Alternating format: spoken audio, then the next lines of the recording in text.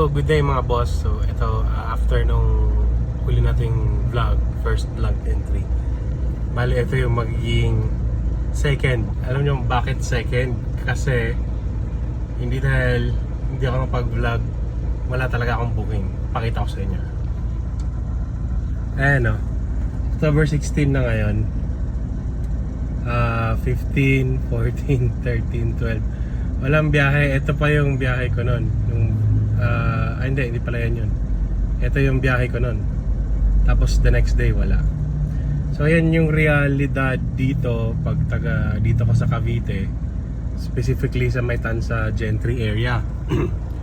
Wala talagang, kung mag-aabang ka dito, may lalabas pero laging pagkakuha mo yung try again. Laging ganun. Kahit naka wifi ka sa bahay, kahit napakaganda ng cellphone na gamit mo, kahit gamitin ko yung iPhone ko, ganun pa rin. iPhone 15 Plus, mabilis na yun kung tutuusin. Connection ko 5G parehas.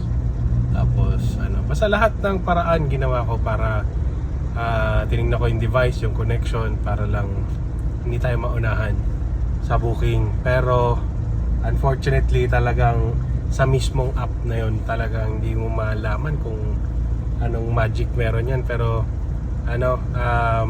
laging try again. Kahit ikaw yung unang nag-swipe tapos wala pang drivers nag-join, biglang dadami kayo, wala, iba pa rin yung makakakuha. So yun ang downside.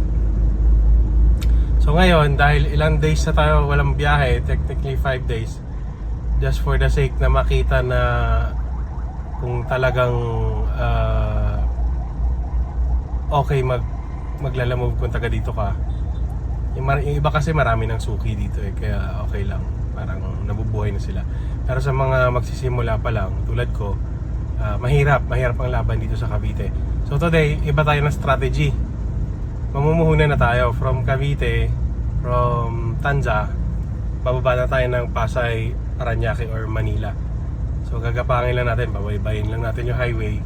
Hindi na tayo magto-toll gate. Dadaan muna tayo ng Las Piñas, then Parañaque, then Pasay, till makarating tayo ng Manila. Ang goal natin today is makarating ng Manila. Kasi doon talaga napakadaming booking. Doon pwede ka mag-inarte, pwede ka mamili. So, yun, yung goal natin today. So, standby na lang sa next natin na upload. Yun yung maghapon. So, as of today ito, 16th, October 16, Thursday, araw ng Thursday. Sige mga boss, update tayo mamaya. Salamat.